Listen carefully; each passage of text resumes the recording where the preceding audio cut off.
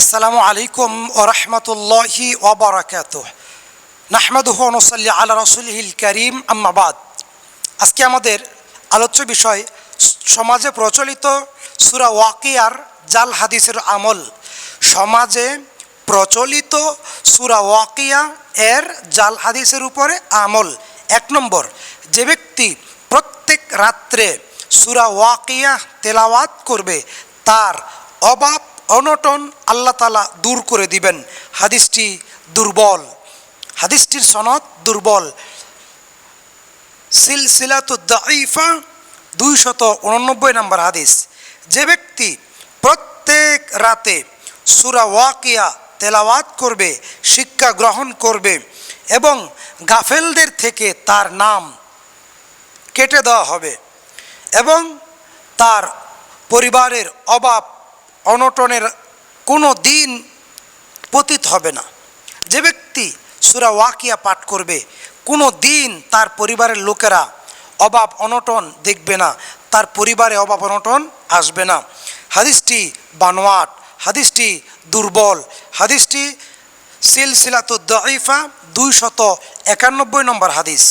এবং যে ব্যক্তি সূরা ওয়াকিয়ার লিখিত সূরা তার দোকানে ঝুলিয়ে রাখবে, বাড়িতে ঝুলিয়ে রাখবে, দৈনিক পাঠ করবে, আল্লাহর রহমতে ওই ব্যবসায় দিন দিন উন্নত হতে থাকবে, কোনো দিন ওই ব্যবসায় লস হবে না। অতঃপর ফজর এশারের নামাজ আনতে দৈনিক পাঠ করলে তার জীবনের সচ্ছলতা ফিরে আসবে।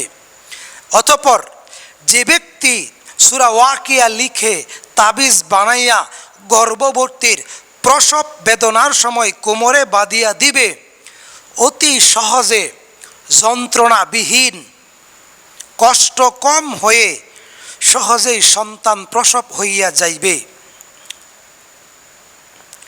অতঃপর যে ব্যক্তি ধনী হইতে ইচ্ছা করে সে যেন নিম্নলিখিত সূরাটির উপরে আমল করে।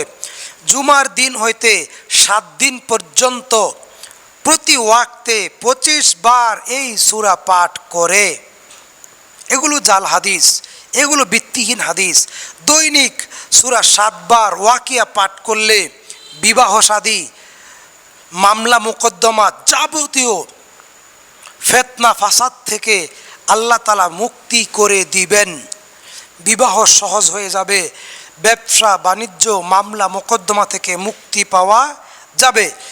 ফাসাব্বি বিইসমি রব্বিকাল আযীম 4444 বার পাঠ করলে মনের আশা পূরণ হইয়া যাইবে।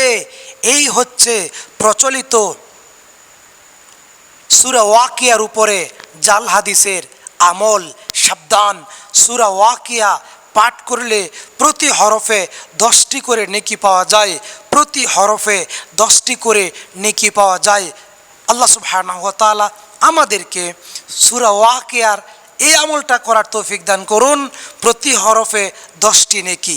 আসসালামু আলাইকুম ওয়া রাহমাতুল্লাহ।